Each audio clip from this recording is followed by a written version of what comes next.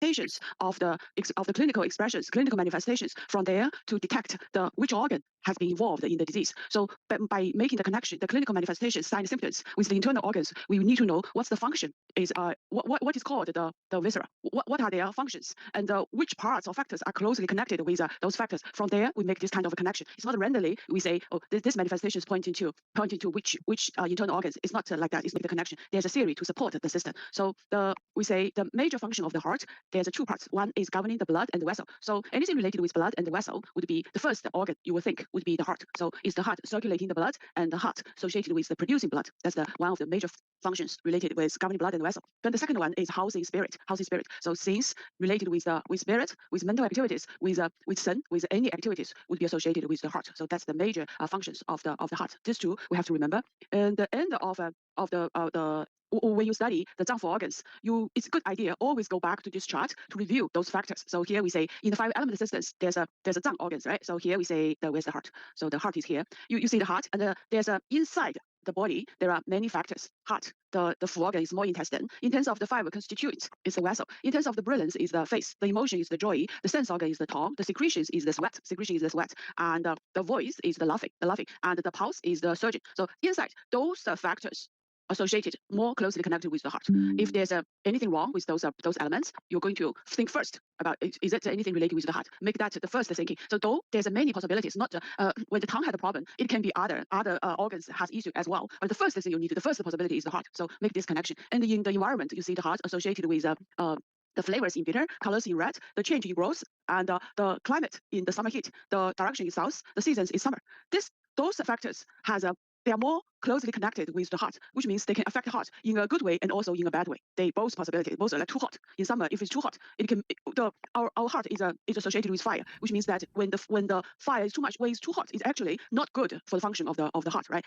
Based on the same ideas, we know lung does not like dry, so dry will affect the lung a lot, and spleen does not like the dampness. So the dampness has a lot. They're more easily affected the spleen. So those when we learn other Zangfu organs, we'll mention that part. But the principle is the same. So when we finish the other Zangfu organs learning, we still always go back to this chart to think about the connections. To make to think about the connections. So in this way, you know how the environment, the factors in the environment affect our heart, affect our other Zangfu organs. Those makes the help you to help your this will lay good foundation for you to do the diagnosis, and also helps you to in maintenance, like prevention of the disease.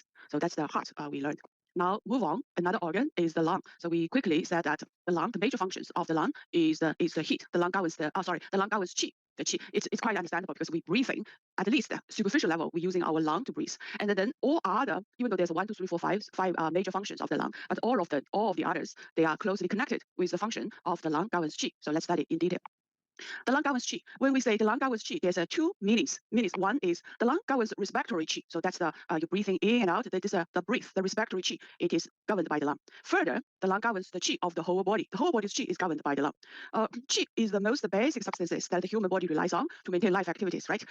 Without, you can imagine if people choke you or you're choked by something, the death will quickly coming. So this is the life activities relies on the qi. Even later in the later when you learn the vital body substance, we say there's a 4 body substance: qi, blood, essence, body fluids, right? Those are the 5 body substances. Usually we will say, oh, we need nutrition, we need blood to nourish our body. That's correct, true, very true. However, the thing is, the qi, the blood, the essence, the body fluids, they belong to the substance of yin, which means by themselves they are not going to move. They tend to stay there, tend to stay still. They need to be pushed by the qi. Is the qi moves the blood and the body fluid. So in that sense, it is the life activities relies on the qi movement. When the qi circulates regularly, the qi moves the nutrition all over our body, all over to everywhere of our body. So the qi of the human body is vital to the life activities, and the qi of the human body is dominated by the lungs. So we in the Huangdi's Inner Classic Plain Questions, chapter 74, it says all kinds of qi is associated to the lung. When there's a qi problem, think about the lung first.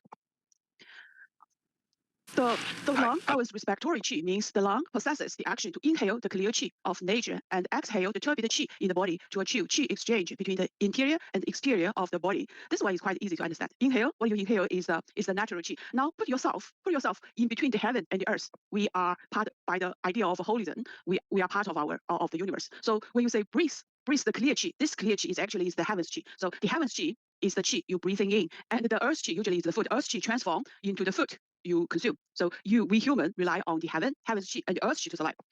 It is the lung responsible for this part of the work. Inhale the clear qi, the clear nutrient, harvest qi. The harvest qi can be very different. You will like sometimes you visit, let's say, you climb mountains. In those places, you can feel the quality, the purity, as though it is very much nourished in the by the heaven, by the universe. You breathe in those kind of air. You feel you're tonified by the nature. So that's heaven's qi. But sometimes the heaven's qi can be very much polluted. The even in the city, in downtown or close to major traffic, you can feel whatever you feel you breathing in can be not as clear as it should be. So that's the environment issue. But all this they through where the function of the lung go in, and then another part is exhale the used qi or the turbid qi. So there's an exchange of the qi inside the lung. Through this continuous breathing out the turbid qi and breathing in the clear qi, it promotes the generation of the qi movement. So because the lung is quite much like we can call it the movement of the lung is like a barrels, the barrels or this kind of barrels. You by push in and out, there's a promotes the generation of the qi movement. So in terms of the qi movement, there only is four. You can make it simple. There's four types of moving direction: going upward, going downward, going inward, and going outward, right? So that's the ascending, going up, descending, going down, entering is in, and exiting is the out. These four directions, because of the lung movement, continuous movement of the lung, continuous breathing out turbid qi and breathing in the clear qi, the qi of the whole body can make a regular movement around the four directions. So in this way, can ensure the regular operation of human metabolism because of the qi can move in every direction. We just mentioned the body needs the nourishment of the blood essence and the body fluid, but then they cannot move by themselves. So the circulation of blood in the human body and the distribution and the excretion of body fluids all depend on the normal function of the lungs governing breathing to maintain their normal physiological state. Make sense? Right? So you need the circulation properly inside of the body. If the circulation of blood and the body fluid has been stagnated, either because the qi is stagnant, so they cannot move, or because the qi is deficient. When the qi is weak, they don't have enough power to push those substances. They can all lead to the stagnation of blood and the stagnation. So from there, you're going to see, because of the qi problem, there's a blood stasis, there's a edema of the accumulation of water or fluid. Right? Yeah, Kara. Yeah, I was just gonna say, I know, like we learned this in osteopathy too, like it's like respiration is so important for like moving the blood, moving fluids and promoting health. And that's like the biggest thing that I teach people is like how to breathe properly, because that promotes the blood flow as well as movement and respiration are so important for the normal functioning of the body. So like kind of what you're saying, it all kind of makes sense. It's true, Kara. Like the know how to breathe is good part for maintaining our human health. When we breathe, we will need to teach or educate us or educate patients to breathe properly. Use the abdominal breathe is the proper way. We'll talk more in this part about how to breathe. So let's go on. Because of the lung governs the respiratory qi, right? So this one is the guarantee for the lung for the movement of the lung qi. The lung qi, we say there's four types of a movement. Here, usually we use two words to recap the movement of lung qi. One is diffusion, Another is descent of lung qi. So-called diffusion of lung qi includes the exhale turbid qi and inhale. The diffusion of lung qi. Diffusion means spread the qi upward. So this is kind of like if you use the yin yang idea to explain it, it's associated with yang, right? Yang, the yang going outward. So diffusion of lung qi is the part of the yang movement. So it's inhale the turbid qi going outwards, and including going upwards. The descending of lung qi is the yin aspect of the movement. So it's including the inhale of the qi, and going downwards of the qi. This one. So with this kind of yin yang movement, it guarantees guarantees the function of the lung in governing the respiratory qi. If the lung qi fails in diffusion or descending, like the lung qi either cannot go outwards or cannot go in, cannot exhale properly the turbid qi, or inhale the clear qi, it will influence the respiratory movement of the lung. So patient will going to see chest distress, cough, panting. Those are related with especially cough, panting. It is the obstruction of the qi movement. So cough, panting directly associated with lung. Chest distress, chest distress can be the lung, but it can be other organs as well. So in the chest part, we know it is the heart and the lung located in these areas. If the heart has a problem, you can also see there's a chest distress.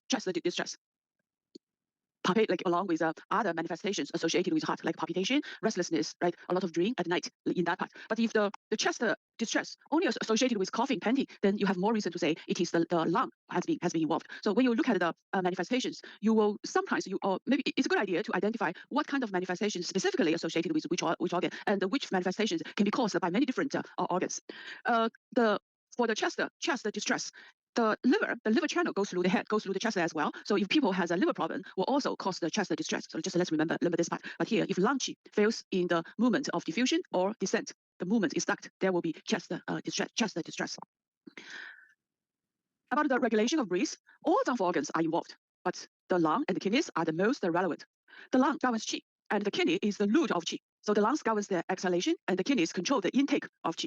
This is a very important concept in traditional Chinese medicine. In terms of breathing, it's not just the lung participated. All organs are involved. However, the lung and the kidney are the most relevant. So a patient came to your clinic.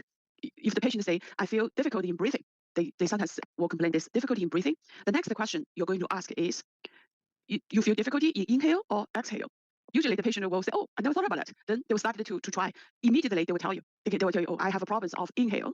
That's a kidney related problem. You already make this translation. The inhale means the qi cannot go in, go down, very shallow. That's the problem of the kidney, because we say kidney is the root of the qi. When it's root, we know kidney it's in very low in the lower belly, in the lower part, in this areas. The guanyuan CV4 or dantian is in this area. The qi all the way should go down to this area CV4, this area. Now you cannot, if the kidney it's weak, if the kidney is deficient, so there's no power to pull in all the qi. That's the problem of the kidney. When patients say they cannot, they have problems breathing in. If the patient say, oh, I have difficulties in exhale, you exhale those turbid qi, they kind of feel like suffocated, that kind of feeling. This is the lung had a problem. The lung had a problem because the lung governs the exhalation. If a patient cannot exhale properly, that's the responsibilities of the lung. So the lung and the kidney together responsible for all these two organs are mainly responsible for the breathing in and out, regulate the breathing. We also say the kidney is the root of the whole body, right? The kidney is the root of the whole body. Issues at the beginning might just related to the individual organ, but with time, the kidney will be affected. So this idea also apply to the regulation of breathing. At the beginning stage, maybe it's just the lung had a problem, but if people have this kind of breathing problems for long, you are going to think about the kidney will be involved as well. Okay? So in the long-term disease, in chronic disease, you are going to treat you're not just treat the lung, but also treat the kidney with the focus on the kidney. So that's the regulation of the breath. Or we think there's two organs involved. This is the big issue in TCM. Laura? You mentioned about the liver. The liver could be involved as well. Yes. How would you decipher that? Like how would you know if it was? Yeah. So if it's you will not make your diagnosis only based on one symptoms, right? You need to combine other following other accompany manifestations. So for liver, if liver has a problem, the liver lines goes along the side of the body. So usually they will have a hypochondria area. The flank area will have pain, and besides the eyes, liver associated with eyes. So you're going to see many other symptoms like a tempo, losing tempo, easily getting annoyed or angered. So when we learn the liver organs, we will discuss the function of the liver, and then we'll further discuss if those functions had a problem, what's the manifestations. Then from there you can make the decision about which organs has been involved. The same logic apply to other organs as well. We need to know when we learn the Zhangfu organ theory, we need to know what's the major function of them, and then we know if those functions had a problem, what's the manifestation. So you're looking at or you say what's the normal function of each Zhangfu organs, what's the manifestations of them. That's the healthy state. Further, we need to learn if there's things go wrong, what's the related manifestations. Make them together, apply to a real case, then you will know it's much easier to know which organs involved in this kind of disease. Yeah, Sonny.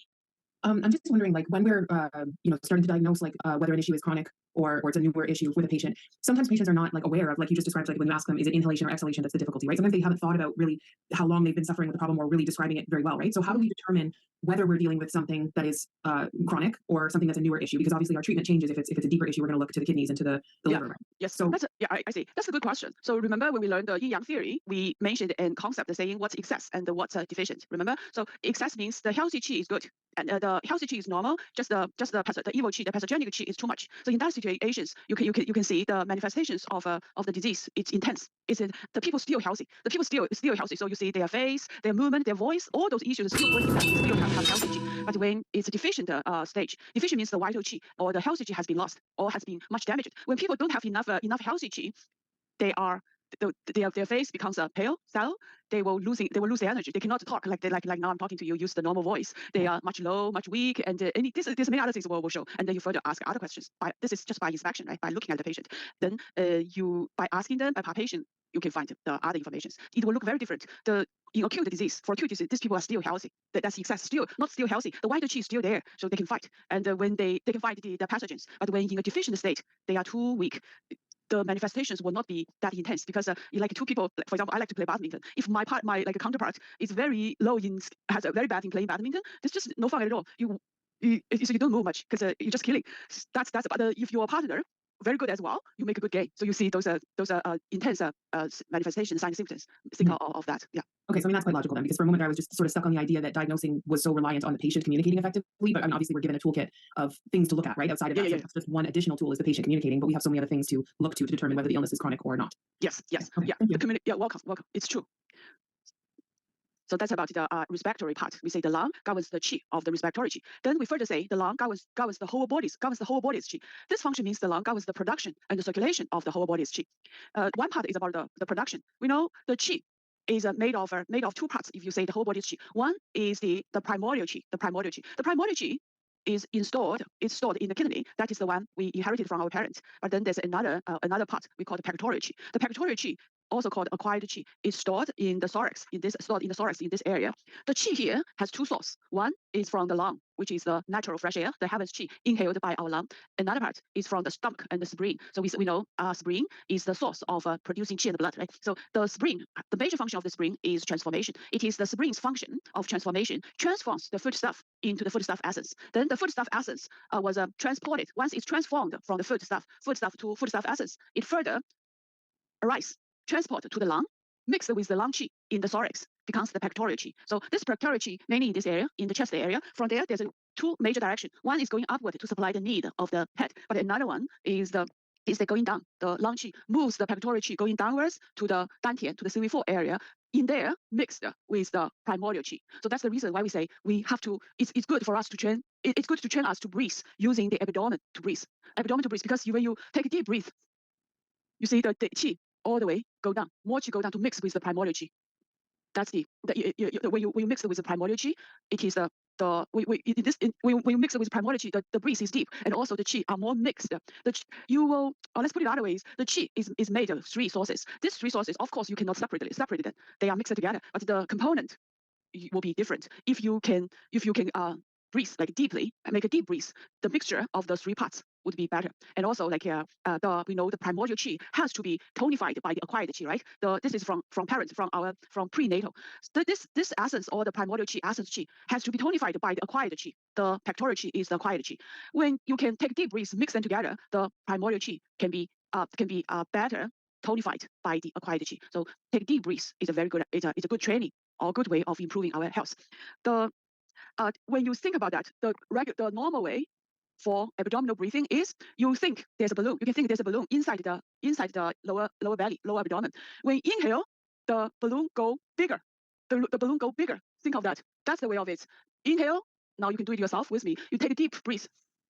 Your lower belly becomes bigger, expanding outward. Now exhale.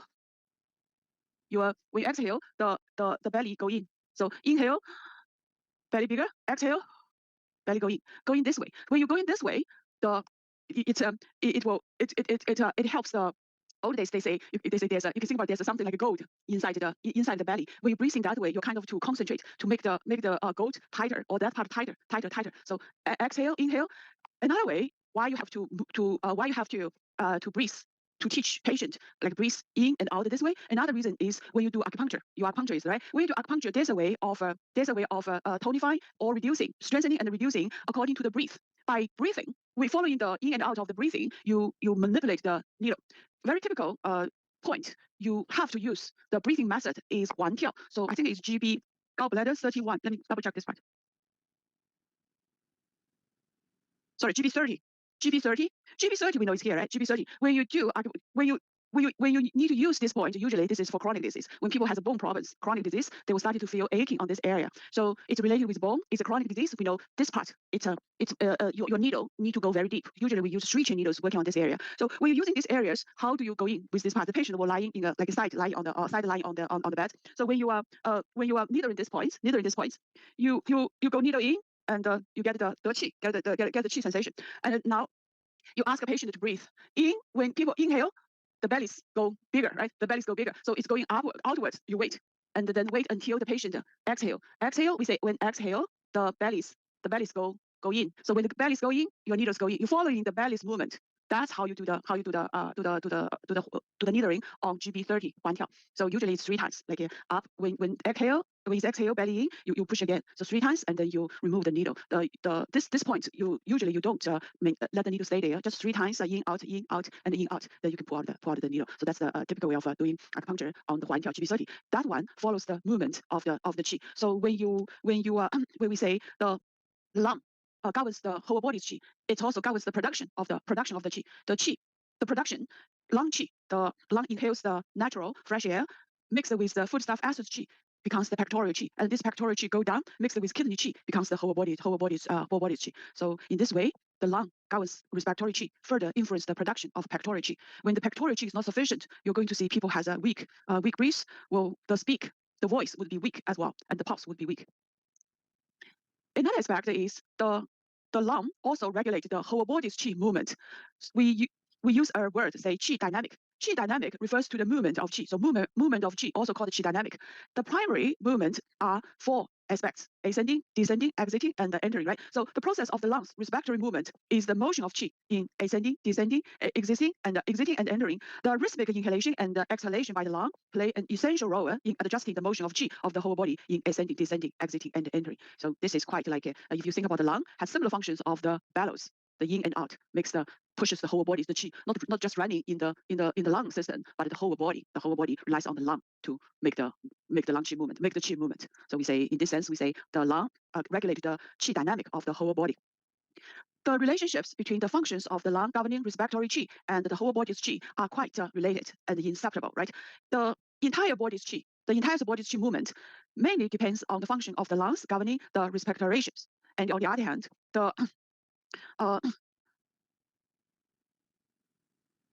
lungs, even the smooth breathing of the lungs is the fundamental condition for the generation of qi and the regulation of qi. So if the lung has a problem, like it has abnormalities in governing the whole body's qi, there will be symptoms like a qi deficiency, such as the low voice, breathlessness, and lassitude, disturbance of qi in motion of ascending, descending, existing, and entering. So that's the two are related. But among them, the lung governs the whole body's qi, mainly rely on the lung governing the respiratory qi. So here is a recap about this. The lung governing the respiratory qi, it is inhaling the turbid, exhaling the turbid, and inhaling the clear qi. So in this way, you see the production of the pectoral qi. And because the lung governs the respiratory qi, in this way, the qi can properly move in the body, like a movement of the qi in ascending, descending, exiting, and entering. In this way, it will regulate the whole entire body's qi. So that's why, like we say, the lung governs the whole body's qi. One is because of the production, the qi itself. Another is because of the movement, the qi dynamic. Another function about the lung is the lung connects with vessel. The function of the lung means the blood of the whole body converges in the lung through the vessels, carries out the qi exchange through the lungs process of inhaling the clear and exhaling the turbid. Then by the diffusion and the descending motion of lung qi, the blood richly containing clear qi goes through the vessels again to the whole body. This function is verified by modern Western medicine, right? We know there's a pulmonary circuit. So all the blood goes through the heart, also goes through the lung. From the lung, the clear and the turbid qi exchange. So that's why we say the lung connects with vessels. However, in TCM, the explanation of this function is will the connection, the lung connects the vessel. Will this connection, the physiological function is to assist the heart in circulating the blood, The heart qi propels blood circulation, right? That's we learned. It is the heart promotes the circulation of circulation, and the heart governs blood and the vessel. If you think of this, the heart qi propels that, but the heart qi is how to explain the heart qi here. This is one of the confusing part in learning TCM. Here, heart qi means the function of the heart. It is the heart. When the heart can function well, then it can circulate and promote the blood circulation. But the heart qi, the function of the heart, or the heart needs to function well, needs the normal supply of the qi, blood, body fluid, and essence. With the supply of those body substances, the heart, as an organ, as a machine, can function well. So the heart propels the blood circulation, and the lung assists the heart in circulating blood, because the major function of the lung is in charge of the respiratory qi, in charge of the entire body's qi. So when the qi function well, the other organs can function well, right? That's one of the conditions for other Zang organs to function well. Because the lung is connected to all the vessels, that is the structural basis for the lungs to help the heart to circulate the blood. They are structured in this way. They are built in that way. The lung connects with all the vessels. So this is the base, physically make it possible for the lung to help the heart to circulate the blood. And another one is the lung governs qi and is in charge of respiration, is the functional basis for the lung to help the heart to circulate the blood, because the blood circulation has to be pushed by the qi. Without enough production of qi and without the free flow of the qi, the blood just cannot, including the body fluid, just cannot go properly inside of the body. So when the qi, lung qi is sufficient, the production and the flow of qi will be normal, conducive to smooth the blood circulation. Again here, this qi, lung qi, talking about the lung function, the lung function. So when the lung function well, the respiration would be all right. In this way, the production and flow of qi will be normal, and it is helpful to help. It will be like helpful to help it will be helpful to the blood circulation.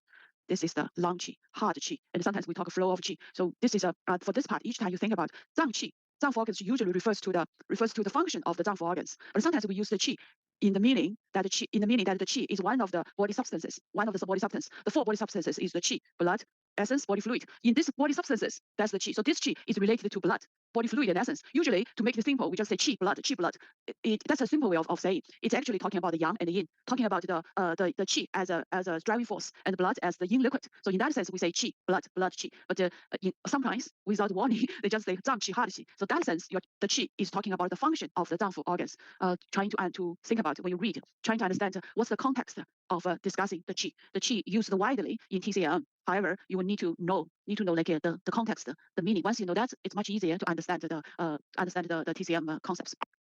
So the function of the lung, assisting the heart to circulate blood, reflects the close relation between the qi and the blood in physiology and pathology. The heart mainly related with blood, lung mainly related with the qi. So the relationship between the lung and the qi roughly is the relationship between the qi and the blood, and is the relationship between the yang and the yin.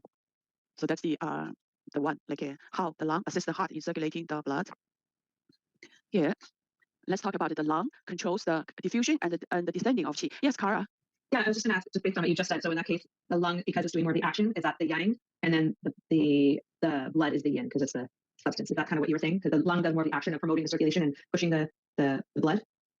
When you say yin yang, you need to put it in a context as well, right? So in terms of the qi and the blood, in terms of the lung, assist the heart in circulation, because the lung in charge of the qi, and the heart in charge of the blood. In this situation, when you're talking about the qi and the blood situation, qi is the yang, blood is the yin. Okay. Yeah.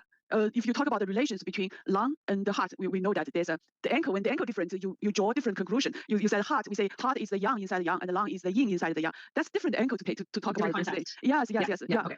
Always bring the contact, then the conclusion would be correct. Okay, thank you. Welcome. Now, this is more than that.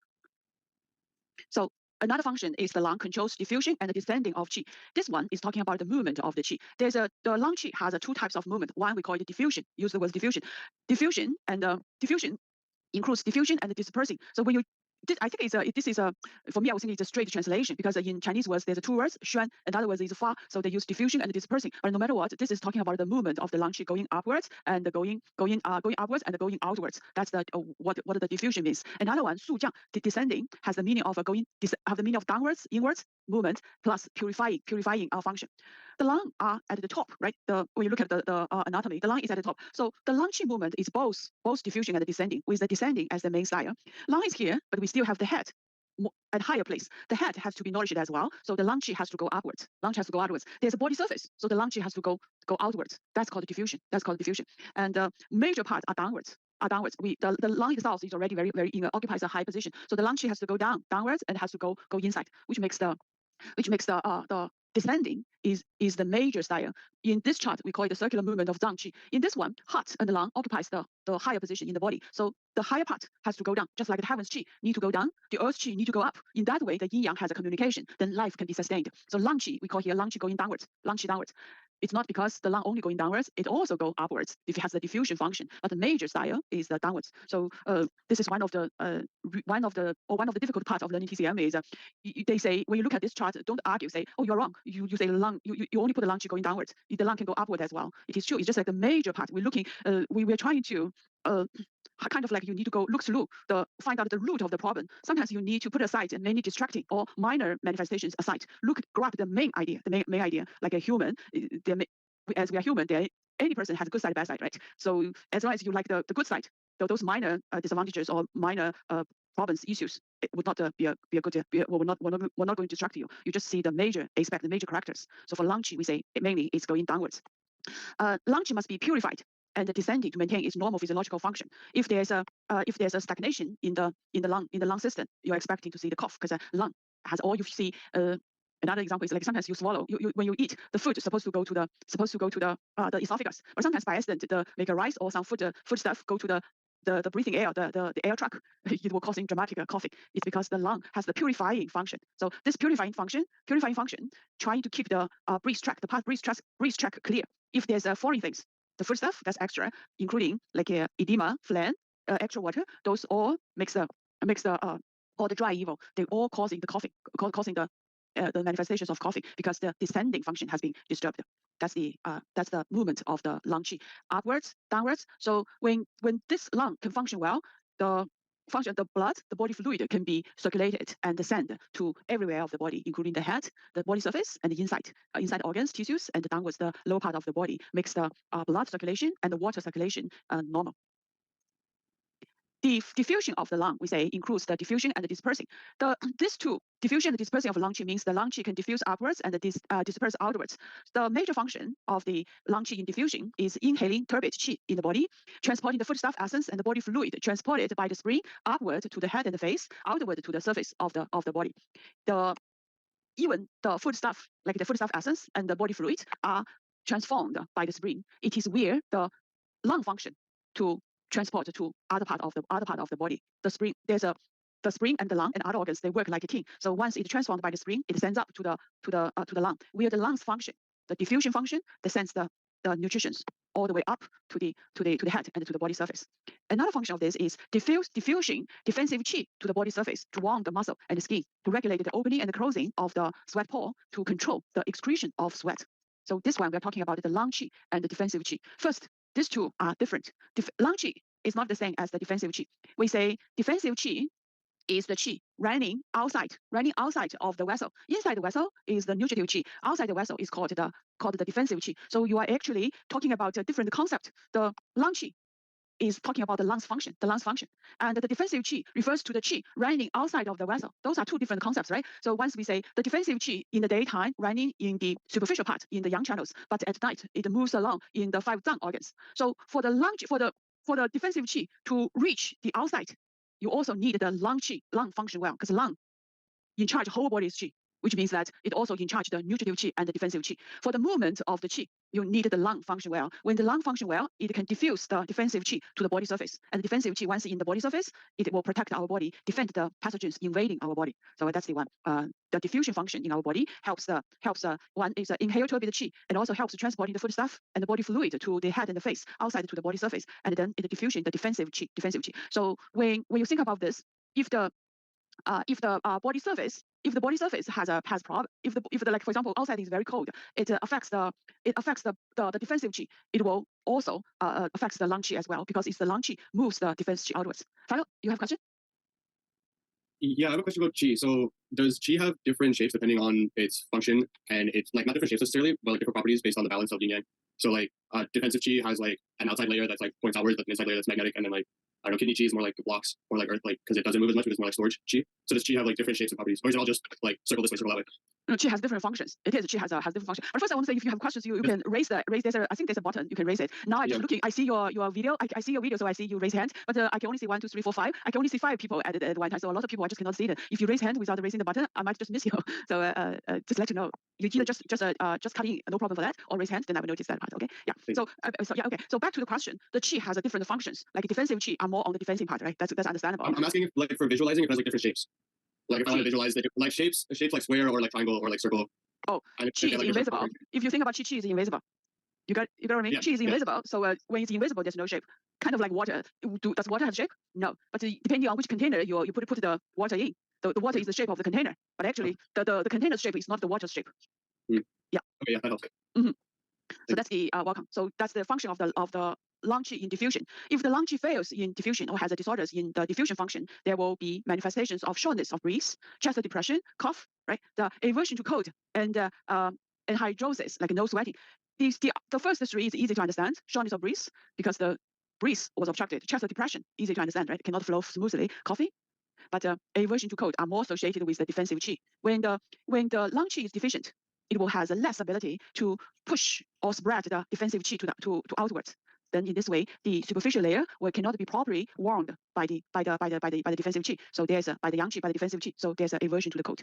Or the coldness, because the yang is not enough, the coldness close the sweating pore or the striae of the tissues. So in this way, the sweat cannot go outside. So just think about the relations. Defensive qi very closely connected with the lung qi, even though they are different idea. And then here lung qi, it's better for you to think about is the function of the lung.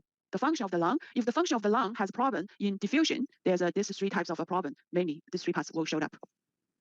So another part is the descending of the lung qi. Let's take a break. We'll be back at 10 o'clock. Okay, so let's continue. The next part, we're going to talk about the descending of the lung qi. Descending of lung qi includes purifying and the descending, has these two parts of the function. The purifying and the descending of the lung qi means the lung qi can go down and keep the respiratory tract pure and clear. First is the physiological function of the lung qi in charge of the qi descendings has expressed in three respects. One is inhaling the clear qi of nature, inhaling the clear qi of the nature. So by this action of inhaling the clear qi of nature, the clear qi of nature can be transported or spread downwards and received by the kidneys. Another related with the distributing the foodstuff essence and the body fluid to the downwards and the inwards to nourish and moisten the internal organs and the tissues. In this way, to maintain the other Zangfu organs' normal physiological function. Again, here we say the foodstuff essence and the body fluid are transformed and transported by the spleen. When they are produced by the spleen qi sends then upwards to the spleen, to the lung. Then will the lung's function of descending, the function of descending, distribute those foodstuff essence and the body fluid to the inner part and the lower part of the body. The blood has the function of nourish, and the body fluid has the function of moistening. You see how they closely connected, the spleen function and the lung function. Another one, the lung is the upper source of water. Lung is the upper source of the water. The descending of lung qi can regulate the water channel so that the water can be transported down. The turbidity part of the water will become urine through the qi transformation of the kidney and be excreted from the body.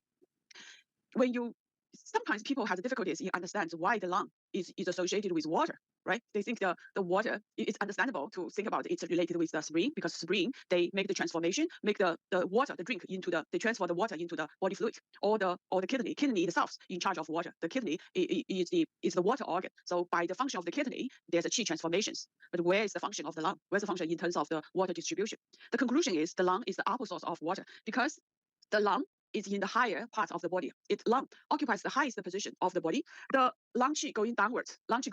So when the water or the body fluid, when the water transformed by the spleen and sent up to the lung by the spleen, it is the lung's function of descending, right? The lung's function of descending of the qi transports the body fluid downwards and inwards to nourish and moisten the other Zangfu organs. In this sense, we say the lung is the upper source of the water.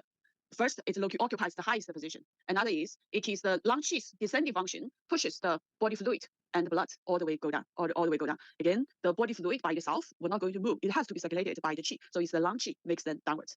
That's why you call it the lung is the upper source of water. You can also think about the heaven, like in nature environment. Our heaven, where's the clouds, where's the rain come from? It is the heaven pushes them down. But the clouds, the rain are transformed or sent up by the water on the earth. The water on the earth was sent up. Actually, it's by kidney's transformation function and also spring qi function going upwards. And from there, the clouds accumulated. Further, the yin accumulated and going downwards. So that way, if you say the water comes from the heaven, it's correct. The water comes from heaven, and the water comes from the lung. The lung is the upper source of the water. Just different ways of understanding it. However, if the key is put it in a big picture of where the qi comes from and where it goes. Put the water distribution in a big context. So in there, you see different organs. They just play different function. Another function about the descending of lung qi is descending of lung qi. Not descending. Another function is about the purifying function of the lung qi. Purifying lung qi means the lung has the function of eliminating the foreign body in the lung and the respiratory tract to keep the respiratory tract clear. So if the lung qi fails in this function, there will appear coughing of phlegm, wheezing, and the panting because the tract is not clear. Now, let's talk about the relationships between the diffusion and the descending of lung qi. The diffusion is going outward, so it's yang. You think about yin yang, that's belong to the yang. And the lung, the function of descending, going downwards, inwards, is the direction of yin, right? So if you think of this, the diffusion and descent of the lung qi are two aspects, both opposite and complementary to each other, just like the yin yang relationship. So if it's yin yang relationship, they will have to rely on each other and restrict on each other, right? Under the physiological conditions, they work in this way.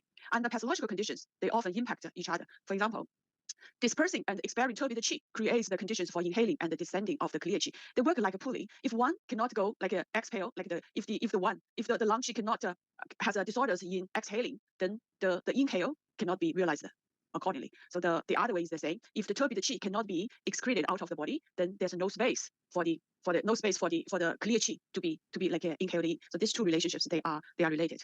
Suppose the coordination of these two aspects gets disturbed. In that situations, there will be disorders like a failure of lung qi in diffusion, or we call it a failure of lung qi in purification and descent. Those different description, all pointing to the same manifestations as chest distress, cough, painting, etc. So those are just saying the qi movement.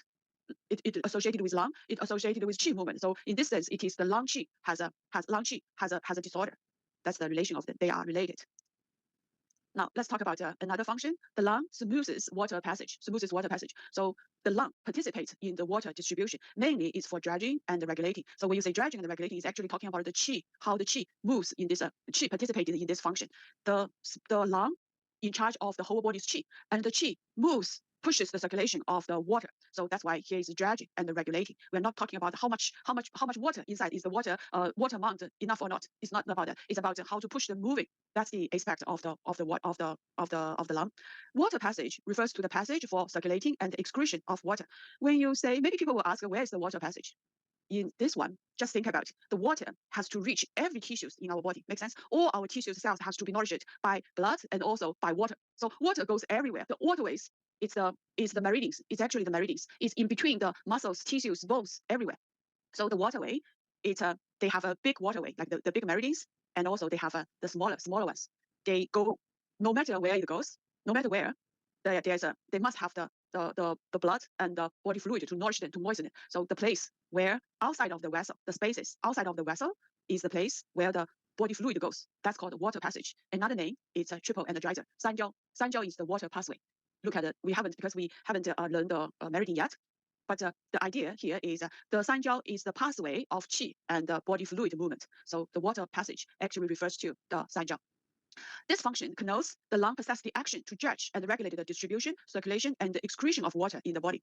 The water metabolism is actually completed by 3 zang organs and 1 fu organ. Major is the 4 organs involved. It's completed by lung, spleen, kidney, and the triple energizer. Triple energizer is the waterway. Other than that, other organs also participated, like small intestine, large intestine, bladder, and other organs. However, the first 4, lung, spleen, kidney, and the triple energizer are the major ones. Among them, lung is the upper source of the water. So here I draw a chart to roughly explain the relationships about the water circulation. So you see the water, we drink water, and from the stomach it will go to the the drink and the food also contains some moisture, right? So when you drink water and take food, the water goes into the stomach. By stomach, physically, it is from the stomach, it will go to the small intestine, large intestine, and from there go out of the body. However, the stomach, once it is under the function of the spleen, the water will be transformed into the body fluid. Once it becomes body fluid, the pathway is not just limited to the usual digestion path. It will not just limited to the stomach, small intestine, large intestine. Once it's transported into the body fluid, we know that this kind of body fluid will be transported to all the tissues of our body. Make sense? So the way of doing it is under the function of the spleen, the transformation happens. The water or body fluid is not accumulated or stored in the spleen, but it is under the function of the spleen. The water becomes body fluid. Majority of them will be sent up, transported to the lung. So extra ones will be transported to the kidney. Then from the lung, we know the lung has the diffusion and descending function. The lung qi has these two moving direction. The major one is moving the water. The major is associated with lung qi descending. So we say lung governs smoothing water passage, governs smoothing water passage. Because of the lung qi going downwards, the major part of the body fluid will be sent inwards to be used by our body vessel, all those internal organs and the tissues. So once it's used, it will send to the kidney. But again here, when we just say send to the kidney, it's not those liquids stored in the kidney. It's just under the kidney's function. Under kidney's function, the used water will be utilized again, because the kidney has yang. Under the kidney yang function, the clear water, the clear part of the body fluid will send up to the lung again to be utilized by the lung, and the turbid ones will be sent to the bladder, and excreted from there. So even we put the kidney here, put the lung here, put the spleen here, it's not saying they storage those water.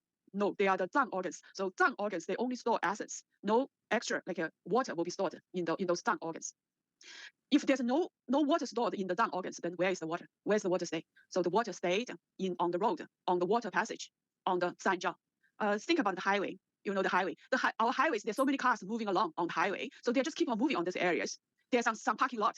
There's some parking, like the uterine is the parking lot. Small intestine and large intestine are they partially works in a way can accumulate some of the water there, right? So, but major water is constantly surrounding in the surrounding is moving along on the pathway. That's why we say Sanjiao it's important as well in terms of the water metabolism, because water is not stored there. Water cannot store. Our body, everything has to be in a movement, always in a movement. That's life. If it stays slow down and accumulated, it becomes a pathogenic, becomes disorder. So that's where is the water. Where's the water? It's the spleen, lung, and the kidney plays different role in production, transformation, production, in the spray, distribution. In this one, transformation for kidney, qi transformation. So makes the water in the circulation. The used ones will be, the turbid ones will be sent to the bladder and mainly secreted from there. Some part of the used water will be excreted out of the body will the lung qi, the diffusion function. Either will sweat, because sweat, we know sweat is made of a body fluid. Either by sweat or by water vapor will the breathing. When you breathe, there's a water contained inside as well. So those are the major ways of the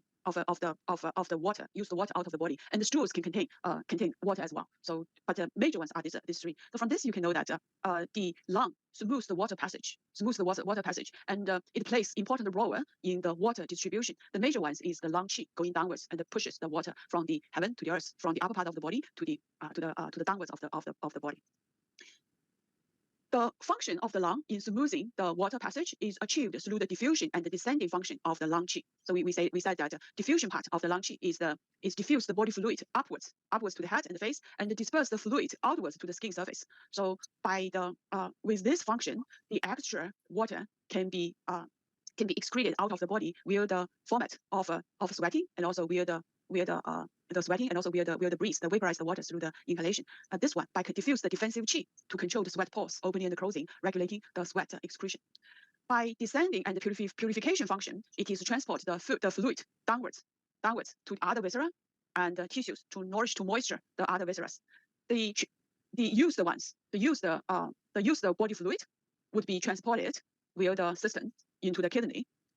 From there, after the qi transformation function of the kidney, the cleared one will be used again. The turbid ones will be secreted to the bladder, to the urinary bladder. But even in the bladder, once in the bladder, still some of the waters can be used again, because we know bladder is supposed to be warm. If the bladder is warm, which means there's a yang qi, and the yang qi can make the transformation. So part of the water can be utilized again, becomes the water vapor, and the liquid part would be transported and becomes the urine out of the body. This Mary, one, yes. Is there a mechanism in the bladder that, like, how does the bladder know that the water's too turbid, so that it releases it? Like, is there a syndrome where the bladder doesn't know that the water's too turbid, so it like holds on to turbid water? It is the opening and closing of the urinary bladder is controlled by the kidney. So urinary bladder as a full organ, they don't know that. It is the kidney make this function. So usually urinary bladder problem, you treat the kidney instead of the urinary bladder itself. Yeah. Thank you. Welcome.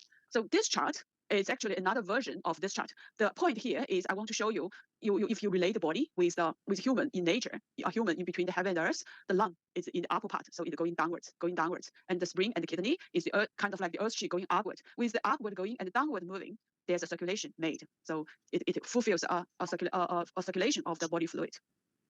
So this is another idea, just to show you why the lung is the upper source of water. It's going upwards, like the heavens qi, the yang, with the kidney yang qi, water going upward.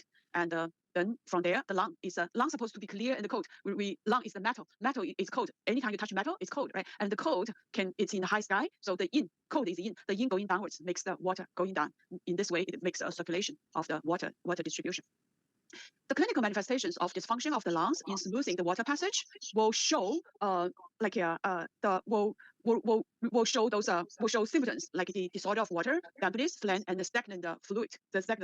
So like for example, I know. Like for example, how many people do laundry yourself? Sometimes we use this kind of detergent, right? So there's a cap, the lid on top, and this is the place where you push it, and the water, the detergent come down. Sometimes it is like you tilt the bottle. The no detergent going down, even though you know it's heavy, you still have a lot of liquid detergent inside, but just cannot pour it out. What happened? If you are experienced in washing your clothes using this detergent, you know that what you do is simply open the lid. You open the lid, let air in. then the detergent can be poured out. So we call it lifting the pot and uncovering the lid. That's the Chinese saying, 醍醐揭盖. There's a kettle, but the water cannot be poured out. What you just need to do is open the lid, let the water in. So one of the problems, disease in clinically seen is people have difficulty of pee. The urine kind of like closed inside, cannot open properly. They have problems of urine. In that situation, if you think, oh, this is the problem, you think maybe there's the cramp of the muscles, springs the muscles. So you do surgery to open the lid, open the muscles of the openings of the urine. It's wrong, right? Because one of the possibilities in this situation is nothing wrong with the urinary bladder. Nothing wrong with that.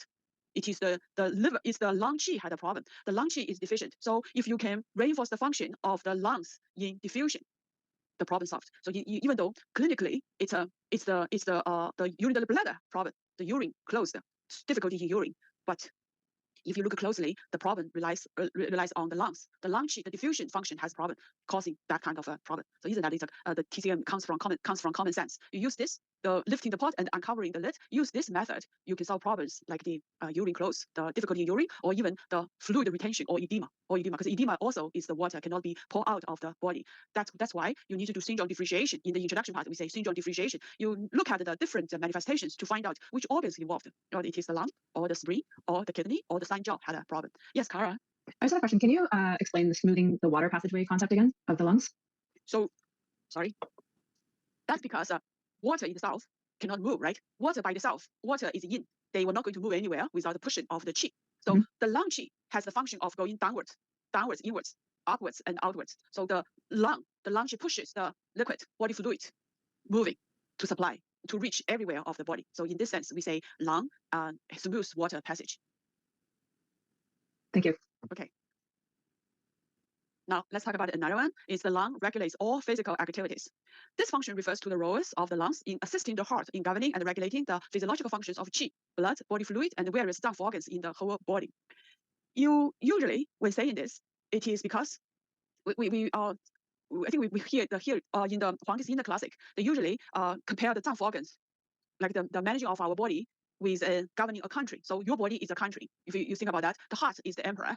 So its emperor, it actually manages everything of the country, everything in this country associated with heart. However, that will make the heart too busy. So the heart dedicate other organs to do different things. There's a prime minister, there's a defense minister, there's a treasury minister, there's education ministers. There are different officers to help manage different things. So in this sense, heart is the emperor, and the liver later we say is the general. The fighting that ones. And the gallbladder is like the judge. The spleen is the warehouse, kind of like the financial minister governing the warehouses. So in here, the lung is the prime minister. Prime minister helps the emperor manage everything. Why is that? It's because the lung actually governs the qi. And we know qi is the yang. No matter what other things you are doing, the production of the blood, essence, and the body fluid, those needs the qi to push. So in this sense, we are saying the lungs are the prime ministers, helps the heart in governing every issues of the body. So you name it, everything needs qi. Then there needs the function of the qi, or it needs the normal function of the lung. When the lung when the lung can function well, it can help the heart works better in managing and regulating the life activities of the whole body. So in this sense, we say lung regulates all physical activities. But my idea is it's not the lung actually regulates all. It's the major one is the heart. The heart regulates every life activities, but the lung assists the heart in those activities as the lung in charge of the qi. So that's the idea.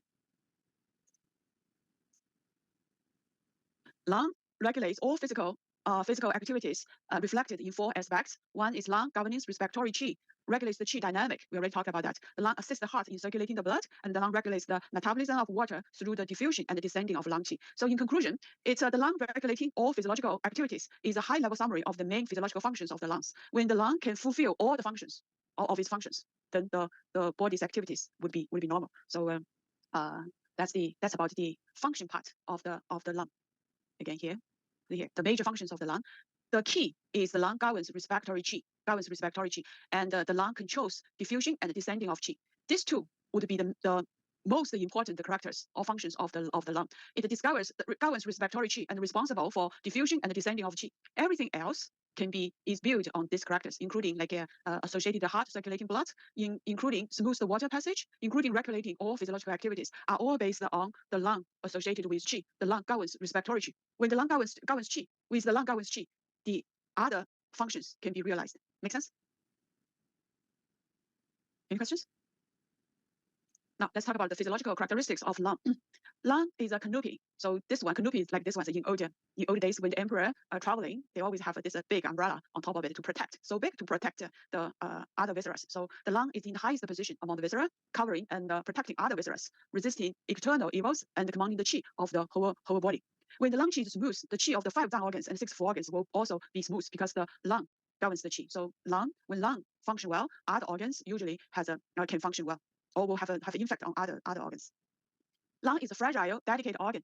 This is because the lung is the organ we just mentioned is a canopy. So this is the one protects other organs, and this is the one directly communicate with the external pathogens, like we breathe in. So the pathogens, no matter it's cold or heat or dryness, can all go in directly to the lungs. And also the lung structure, the lobes of the lung are delicate, right? So in that situations, it's more easily subject to the invasion of a pathogen.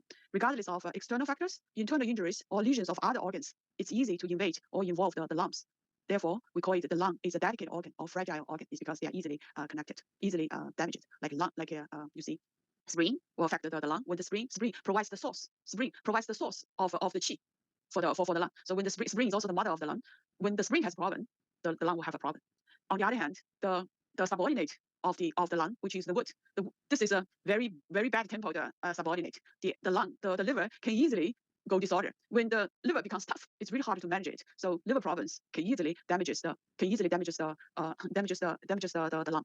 And the side coordinated together is the heart. The heart problems, well, heart controls the lung. So the heart problems, like the too much, when the heart is too hot, too much fire will leading to the will damages the lung yin and leading to the dryness of the lung. So the heart problem can easily affect the lung, and the kidney will affect the lung as well. The kidney is they work together to finish the function to finish the work of a breathe in and out. So kidney, if it's weak, it will affect the lung as well. So lung is a very delicate organ. No matter it's external factors like the heat, wind, cold, dryness, they all affect the lung, and the internal injuries, lesions of other organs can also very easily invade the lung or involve the lung. So we say lung is a delicate organ. Another reason to say lung is a delicate organ is it's associated to skin and the fine hairs, right? The lung associated with the skin and the fine hairs. The skin is the biggest tissue of our body. It opens to the plus the lung opened to the nose and directly connected with the heavenly qi. So the symptoms of lung disorder, such as fever, aversion to cold, cough, nasal congestions, are often seen in the early stage of the disease. In the early stages of the disease, it usually is the outer organs connected, built on the lung, will be affected. So you see, there's aversion to cold because the defensive qi has problem. Coughing is the reverse flow of the lung qi, right? Nasal congestion also related with the qi stagnation. This easily can be seen in the early stage of the lung disease. The lungs occupy a high position, covering all the viscera as a canopy and connects with all the vessels. Therefore, other zangfu organs, cold and heat diseases can easily affect the lung. And because the lobes of the lungs are delicate and intolerant of cold and heat, they are easily invaded by evil. Especially the yang evil, because the lung in the highest position. So it's a yang position, it can be easily affected by the yang evil, like the heat, like the dryness, Lung likes moistening and lows dryness. Lung is a delicate organ with the desire for moisture and a aversion to dryness. The lung governs qi and controls respiration. It relates externally to the skin and fine hair and opens into the nose. That's what we learned right in the chart. So a dryness pathogen invading the body where the mouth and the nose is most likely to consume the lung fluid. Lung likes the moisture, and the dryness will consume the body fluid, making the lungs fail in diffusion and descending with such symptoms as dry cough with little sputum or sticky sputum that is difficult to be coughed out, blood-tinged sputum, asthma, and the chest pain. If you look at this, little dry cough with the sputum, that's because of the lung yin has a lung yin deficiency. So when lung yin in this sense are more related with the body fluid, in this sense with the body fluid. When the lung yin is not sufficient, so it's dry. When lung is not sufficient, it's dry. So when it's dry, the phlegm will be like concentrated. So you see there's a little sputum, very difficult to cough it out because it's very sticky. If the heat is too much, it will damage the blood vessels in the lung. So in that situation, you can see the sputum contains blood or blood-tinged sputum. That's the lung likes moistening and the low dryness. In autumn, our nature designed in a way to help us to help. So like the autumn is good time for eating the spear. The spear contains a lot of moisture. The spear is the fluid of the lungs. So people has a lung-related problems like dryness of the lungs. It's good to consume the spear. However, the spear is a seasoning fluid. It is set without I heard that. So just for shared information, they say the fluid once the spring comes, the fluid is not good for will lose the function of moistening. So it's better to consume the fluid before the coming of the spring. So right now it's good season. So to go by the fresh fluid is good for us to moisten, to help the moistening of the lungs. That's a very natural food. Another reason for this is smoking is a bad idea for the lungs in this sense, because smoke, the cigarette is actually very high temperature, big scar, very, very high temperature. With the smoke, the hot, dry air goes through the chalky and then going down to the lungs. So it directly damages, consumes the lung fluid, consumes the lung yin. It will lead into many problems. So in this sense, smoking is really bad for lung, for lung. There's a sense on that. Lung qi connects with the autumn's qi because in autumn, the autumn climate is clear, the sky is high, the autumn qi is cool and bright. Right now we are in end of the autumn now, so you can feel the nature of the lung. The autumn is cold. It's cool, at least it's cool, and the sky is high. You when you breathe, you feel your breathe. It's actually very comfortable, like breathing in this area. The lung is a dedicated clear organ, so its nature likes to be clear, and its qi goes descending. So lung qi connects with autumn qi, which means the lung qi is most prosperous in autumn. In autumn, lung, that's the spotlight, so the great season for the lung. On the other hand, is if people has a lung problems, it will show up, or there will be relapse on the fall as well, on the autumn as well. In addition, the lungs are intrinsically linked with Western in location, dryness in the climate factor, metal in 5 elements, white in color, pungent in flavor. So this one I'm not going to explain too much. This is when we studied the 5 element system, we already talked about this. So for example, during autumn, dryness can easily damage the body fluids of the lungs, causing the lungs to lose their cleanliness, resulting in symptoms such as dry cough, dry mouth, and the nose. So it's because the dry associated with the autumn season, and the dryness will easily damage the lung qi. This one is about onset development of the lung disease, the same as the heart. So you're just looking at which one is for the lung disease. It will really up in the autumn, but in their mother and the child season, which is the winter and the long summer, it should be okay. But in the summer, the dominator season, that's the hardest time. And in the spring, it should be okay, because the spring is the subordinate. So just review this yourself. Last one, we'll talk about the relations of the lung with the constitute, emotion, orifices, and the secretion. The lung is associated to the skin and reflects its brilliance in the fine hair. This is because the skin and the fine hair are the exteriors of the body, are the exteriors of the body. So when you say the fine hair, the hair, like the skin, the fine hair, and also your eyebrow, it belongs to this as well. So there's sometimes we look at people, we say, like fortune teller, if you see the people has a very long eyebrow, they will say, oh, these people are expected to have a longevity of life, the eyebrows of this. And you also see for healthy people, the eyebrow part underneath the eyebrow, the skin here is white. It's more whitish because that's the color of the lungs. So if you see that, it also shows the healthiness of the lung. The lung, the skin and fine hair are the exteriors of the body, and they are nourished, warmed and moistened by the defensive qi and the foodstuff essence, right? But we know that it is because of the diffusion function of the lung to diffuse the defensive qi and transport the foodstuff essence and the body fluid outwards to the skin and the fine hair to nourish them. So the condition of the skin and the fine hair shows the condition of the lung. That's why we say the lung is associated to the skin and reflects its brilliance in the fine hair. If the lung qi is sufficient, the function of the lung in diffusion the defensive qi and the transporting essence onto the skin and the hair will be normal, because the lung qi function well. So the defensive qi will be sufficient. Defensive qi will be sent to the body surface. The body will feel warm. Otherwise, there will be aversion to the cold, right? Or there will be no sweating because the sweating pore closed. Or the fine hair becomes haggard, withered, even including the skin. So you look at the skin. If the skin is moistured, the fine hair is healthy. You know the people's skin has a problem. And another reason, say people should, if it's possible, it's good to quit smoking, because when you're smoking a lot, even if there's no cancer, let's don't talk that way. The skin will not as healthy as you don't smoke, because it's related with the dryness, the high temperature. The dryness damages the lung qi, damages the lung fluid, makes the skin. Mary? Yes. What happens if you vape? Like, just don't use cigarettes. You use a vape. I don't know this part. I know vapor. Then you get I didn't do much study on this part, so What if you use like a water pipe, like a shisha? I don't know this part. Maybe you need to do more research on Yeah. this. So for the cigarette part, what I'm concerned is the high temperature part. So people smoking, they always most of them has a very dry throat, and from the dry throat they go inside the lungs. If it's other ways, I'm not sure about it. Maybe it's about the materials. That's the area you can do more research on that. Yeah. Okay, thank you. Welcome.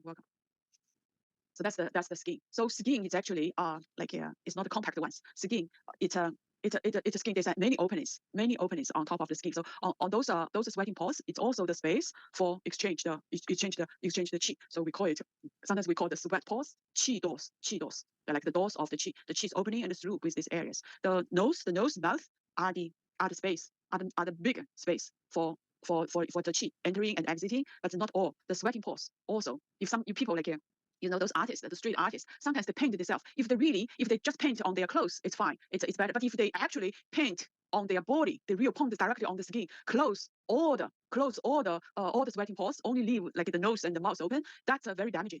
It will make it's kind of like the inside the yang, the inside hotness will not be able to go outside, so it will lead into like collapse and even dangerous disease. The lung is associated to sorrow in emotion. Sorrow is the emotional change to a pessimistic stimulation, right? Regular people will have this, will have sorrows. That goes without saying. So major influence of sorrow is the constant consumption of qi. So there's a saying, sorrow makes qi consumed. When you can think about it, after you cry a lot, you becomes weak. Like even after crying, you feel you have less energy, right? Even your talk becomes low because the qi has been consumed. So it expresses as that when there's not enough qi, you don't have enough strength. You don't have enough strength in movement, in your voice. All can show that the lung governs qi. So swallow is apt to consume the lung. Governs qi. When the swallow consumes qi, so it will do damage to the lung. Even sorrow is a normal emotion. Over sorrow may cause a deficiency of lung qi, so manifesting as a shortage of breathing. When the lung qi gets deficient, the tolerance of the pessimistic stimulation by the human body will decrease, and thus it's likely lead to sorrow. This is a mutual affection. With a deficient lung qi, people easily apt to sorrow, to grief. And on the other hand, the grief will turn around, damages the lung qi, so makes them even more apt to sorrowness. The lung and the sorrow interact with each other. In this sense, we say the lung is associated to sorrow in emotion. Clinically, you see people, sometimes especially old-aged ladies, they cry a lot, and sometimes cry with no reason, just like crying. That situation very likely associated with the deficiency of lung qi. So it's a pathological state and can be treated. The lung is associated to nose in orifices. This one, because the nose is the pathway for the entrance and the exit of breathing of the qi. So we know lung in charge of the respiratory qi. The breathing communicates with the lung. That's why we say lung is associated to the nose in orifices. The normality of the nose in ventilation and smelling depends upon the action of the lung qi. People, when the lung qi is sufficient, lung diffuses smoothly, the nose will be free from obstruction, will have a keen smelling. So that implies that if the lung qi fails in diffusion, say diffusion is because it's going upward, right? The nose is in a higher place than the lung is located in the head. So it's the diffusion function, not the descending, but the diffusion function will be affected. If the lung qi fails in diffusion, it will lead to nasal obstruction and hyposmia. When people some people they have a blockage. A lot of people have this problem. Their nose always blocked. They have difficulties in smelling or even lost the sensations of smelling. This is the signs. This is the signs of the lung problem. It's related with lung, so it's supposed to be to treat it. I think in the past days in COVID-19 areas, some people have that kind of symptoms. They lose the smelling function, lose smelling abilities. So from that one, it's the lung-related problems. Side of it, there's 2 points. We call the yin xiang, welcome, good fragrance, welcome, good smell. This ones. So these ones, you leadering with these 2 points can help the smelling part. But it is related with this is a large intestine point, but the large intestine is paired with the lung. So from there, you are actually treating via the points of larger intestine. You are treating the lung problems. Since the lung opens into the nose, the exogenous pathogens often invade the body through the nose, like the smoking can go from there. The heat pathogen. The lung is associated to snivel in secretion. Snivel is the nasal discharge, and the nose is the orifice of the lung. So the lung is associated to snivel in secretion.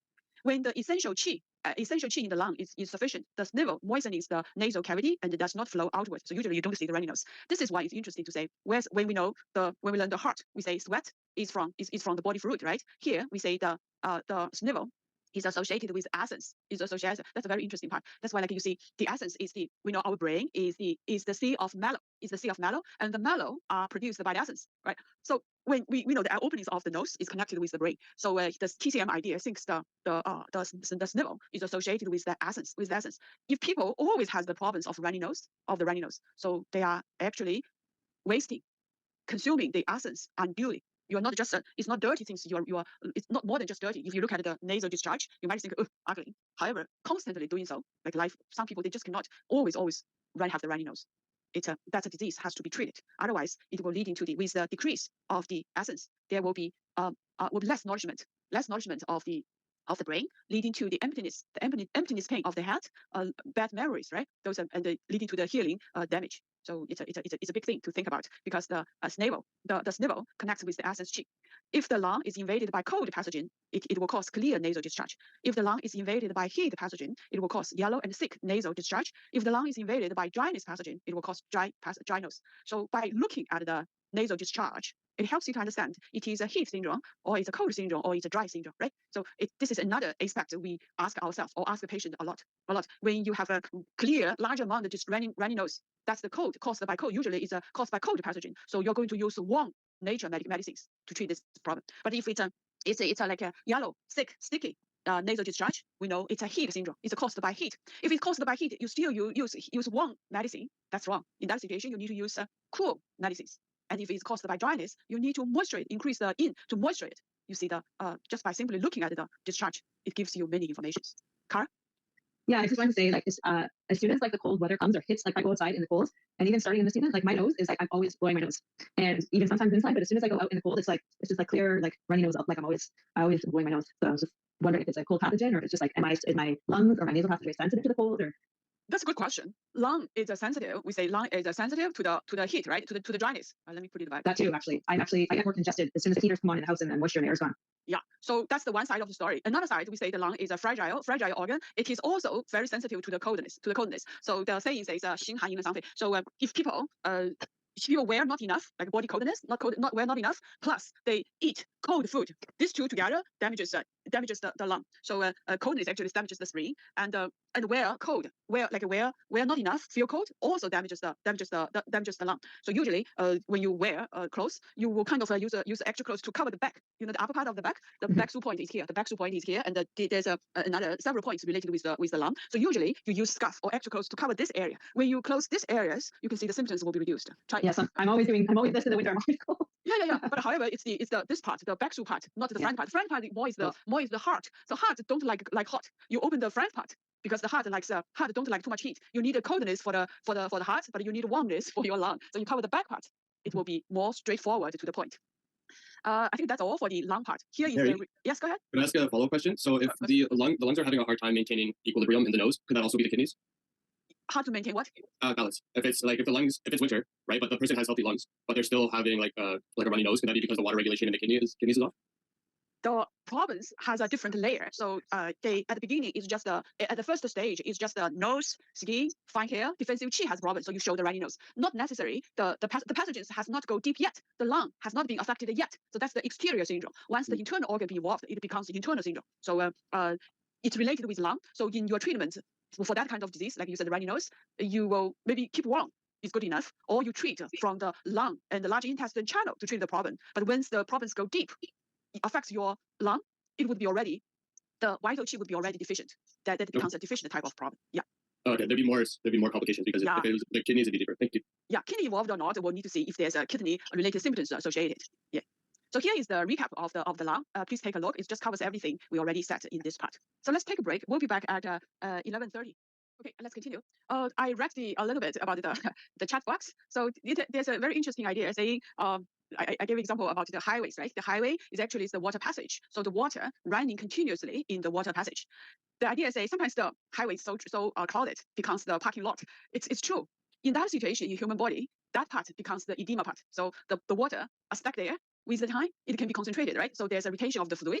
It can become the phlegm. So because the water passage is actually everywhere of the body, inside, if it's inside, even though you cannot see from outside, but inside there's a water stagnant somewhere in the body. So the phlegm, with the time, the stuck there, it becomes thicker, it becomes the phlegm. So phlegm can be anywhere inside of our body. It's kind of they parking in a place they shouldn't, but they park there. So that's called that phlegm can be everywhere in the body. If the water just stay in the superficial layer underneath the skin, so that's the edema. Edema is also stagnant the blood, stagnant the fluid. It's just under the superficial layer, because of the gravity of the water. It's more likely accumulated in the lower limbs. So usually you see edemas in the lower limbs, but sometimes you can also see edemas on the head.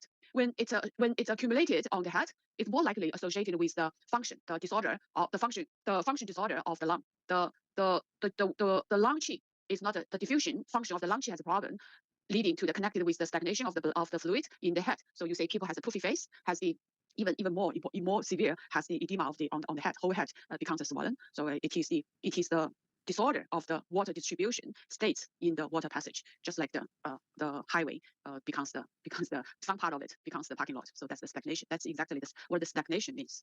Now let's talk about another organ. It's a spleen. So spleen. Usually, we say the spleen is the small ones. This one is usually located on the 6 or 7 ribs on your left side, very small ones, like this, from the 9 to 10 and 11, like this much. But if it's enlarged, it can be much bigger and reach to the at the level, can reach the level of the belly button, like this. But in TCM, not only the spleen not only refer to the spleen, but also includes the pancreas, about pancreas. So you want to see in the classic, there's some chapters talking about what the organ of the spleen look like. Some parts describe the shape of the spleen, the real spleen like this, and also some part will discuss the spleen look like the spleen, the pancreas look like. So in general, we will say the spleen, the pancreas is part of the spleen. So here it is. In the spleen and the stomach, they are closely connected. So they, according to the plain question, chapter 29, it says the spleen and the stomach are connected by a membrane. So the movement of the stomach will affect the spleen. When we know the stomach is constantly in movement, trying to receive food and digest the food, right? So when the stomach is in movement, the neighbor, the spleen, will move accordingly. This is the anatomy of the spleen and the stomach. Now look at the major function of the spleen. In TCM, we say the organ is the combination of the physical organ and the function, with the focus on the function. When we study the one organ function, one organ is normal or not, we are studying whether or not this organ can perform their function regularly. If this organ cannot perform their function regularly, then this organ has problem. Not necessarily means the physical organ is the same or not. That's the TCM idea. Main focus on the function part of the organ. So for the spleen, the major function is transformation and transportation. That's the major organ, connects our body with the earth chi, with the earth chi. So it transforms the food stuff into the food stuff essence. Also transforms the drink into the body fluids. That's the major function of the spleen. Another function is the spleen controls the ascending of the clear chi. This is about the spleen chi moving direction. The spleen chi going upwards. And also the spleen controls blood. This one, when you say controls blood, is because the spleen is the major source of producing the chi, and the chi controls the blood. In this sense, we say the spleen controls blood. First one, the spleen governs transformation and transportation. This function means the action of the spleen in transforming the foodstuff into the foodstuff essence and absorbing and transporting the foodstuff essence to the whole body.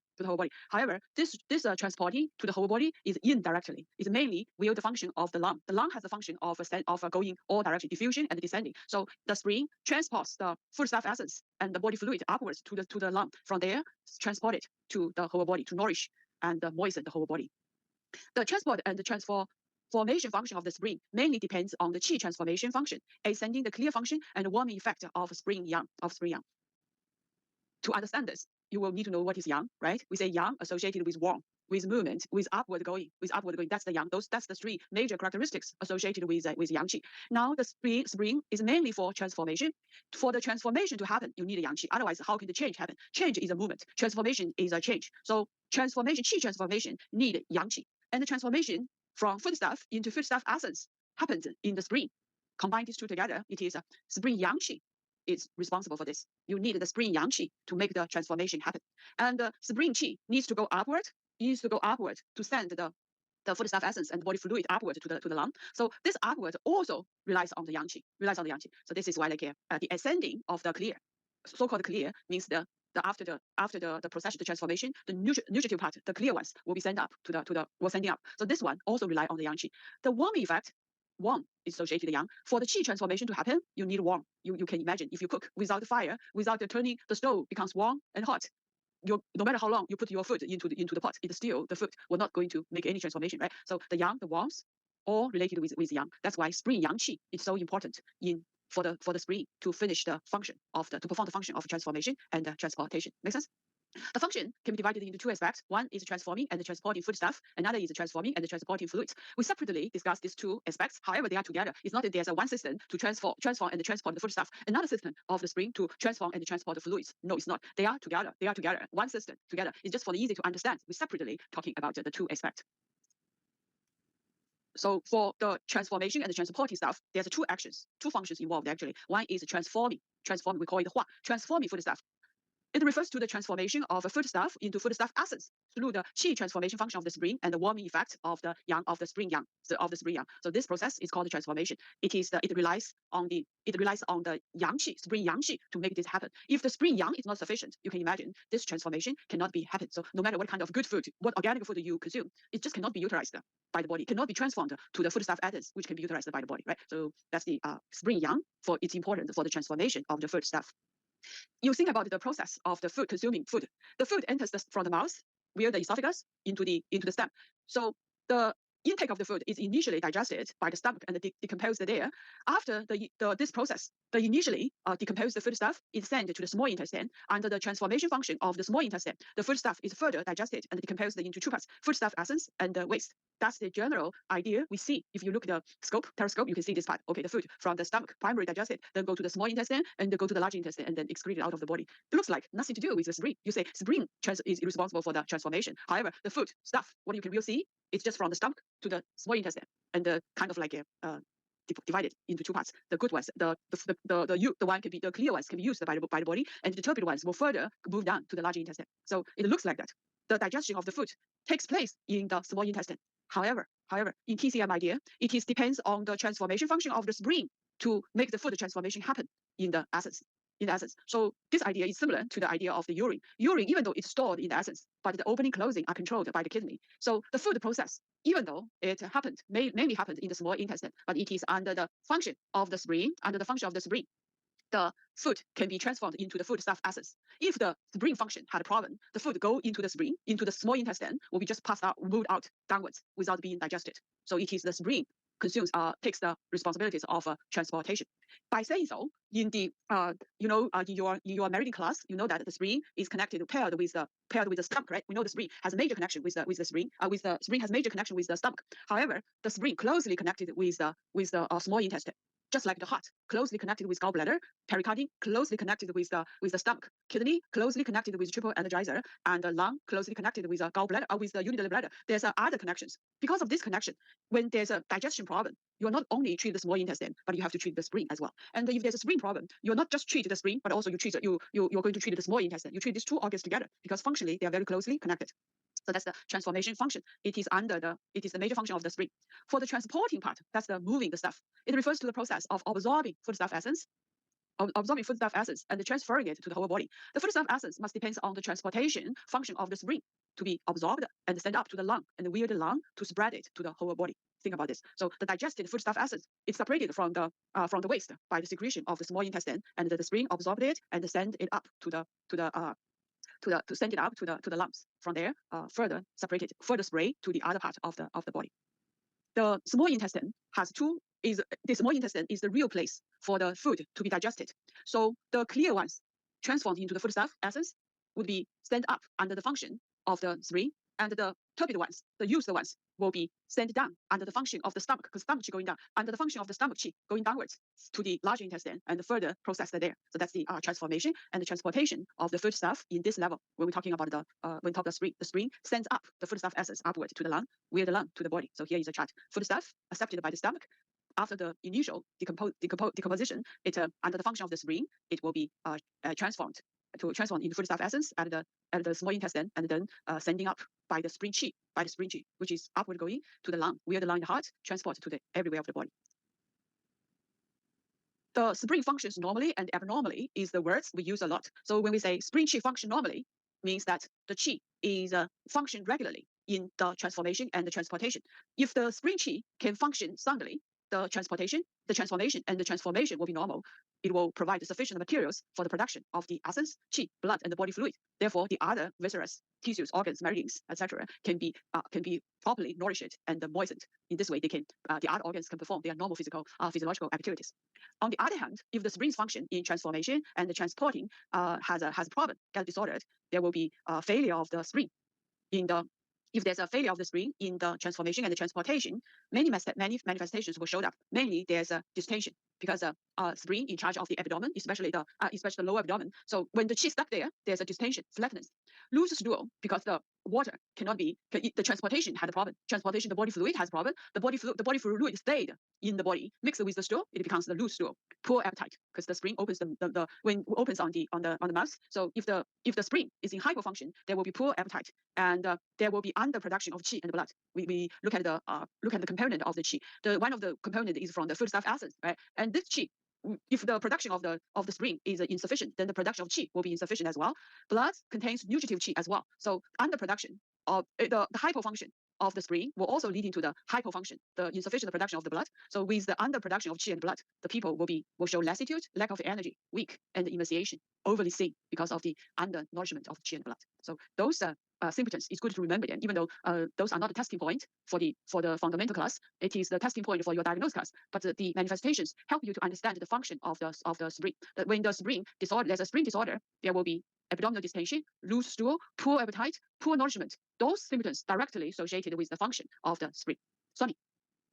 Okay, so I'm just wondering if there's a difference between like situational experiences of those types of symptoms, like the poor appetite, loose stool, all of that stuff. If there's a difference between those symptoms presenting situationally or if they've been chronic. For example, like I tend to respond poorly to processed foods. So I may experience certain symptoms that would suggest spleen deficiencies or issues with the spleen. However, it's not something that I experience all the time. It's situational to how I've chosen to like treat my body, right? So is the disease, like is us labeling that those symptoms and that disease, does it matter if those issues are chronic or they're just situational? The disease is the same or no?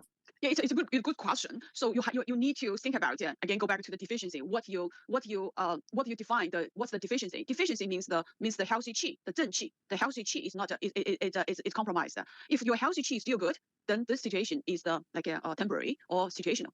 But if you constantly have this problem, it will easily damage your function, right? It's you're healthy, but you're constantly being attacked by the coldness, by the dampness. So one day it's more likely you see your function has been your spring function being affected.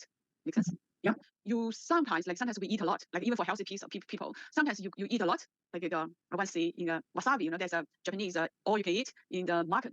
The food was so delicious. And once I see a little girl, not little girl, like a boy at his age of I would say like 12 or 13, something like that. When we paid the bill, stepped out of the restaurant, I saw this boy was sitting just beside the door and vomiting all the way. You can imagine how much he ate at that moment, vomiting even without able to walk a little bit further to vomiting in a more dedicated, more elegant place. He was just beside the door, just outside the door. He could not control it. That's the food stagnation, overeating. So that damages the stomach. But the healthy qi was still there, so quickly they can recover from that kind of damage. However, if you let it go, always happening like this, so sooner or later there will be problems. The stomach will be damaged, the spleen will be damaged. So if you see you have a problems of loose stool, have problems of abdominal distension, occasionally think about the reason, what caused it, and trying to remove those, change your way of eating, change the way of conducting your life, right? So let those things happen as less as possible. So you are protecting your healthy qi.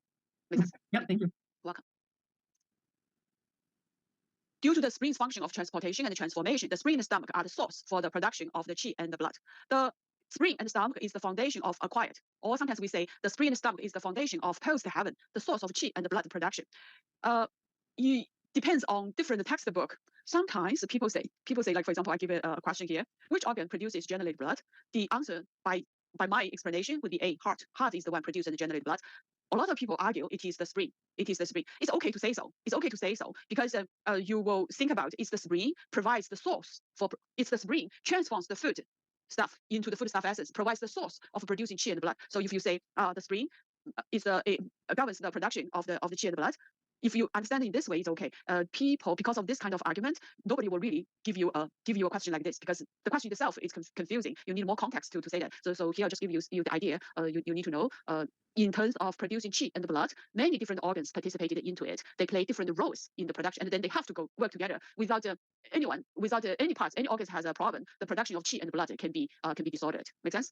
That's how I say this one. So if the spring cannot function well, because the spring is the source of producing qi and the blood, if the spring cannot function well, hypofunction of the spring, then the qi and the blood, the production will be reduced, and there will be blood deficiency. With blood deficiency, you are expecting to see dizziness because the head cannot be nourished. So there's a dizziness. The eyes cannot be nourished. The good eyesight is nourished by the blood. So there's a dim eyesight. The complexion will be shallow or pale, right? The lips is pale and the nails will be pale as well. And even the spirit, the heart houses the spirit, but the spirit is closely connected with the blood. The blood is the material for the spirit to reside. So if there is a deficiency of blood, even we say, even or let's say, even if there's a sun related problems.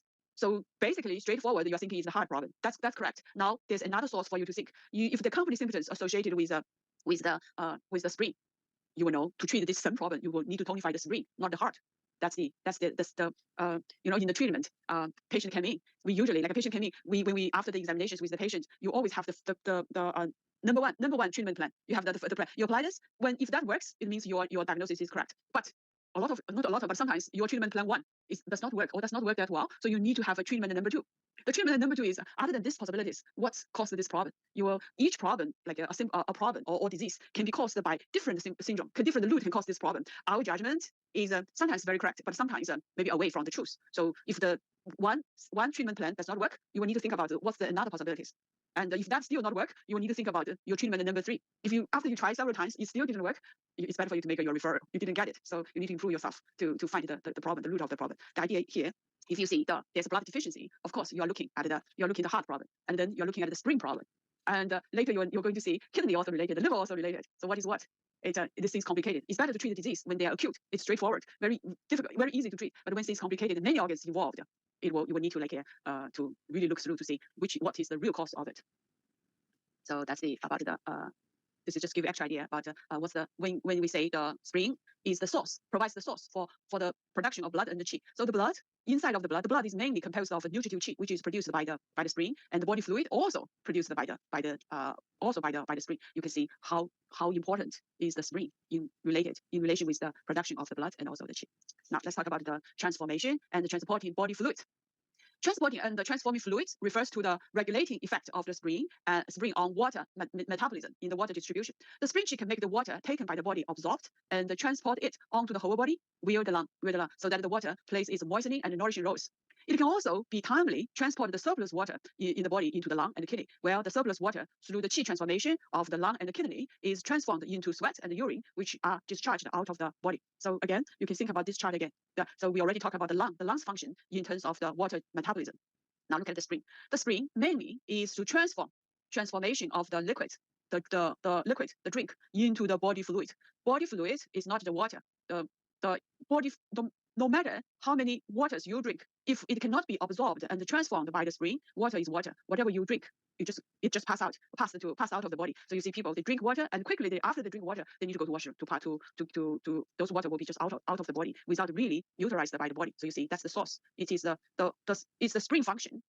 When the spleen function well, the water can be transformed into the body fluids and transport to the lung, where the lung spray by the diffusion function of the lung, it out of the actual water or used water will be excrete out of the body via sweat or via the vaporized water from the breath.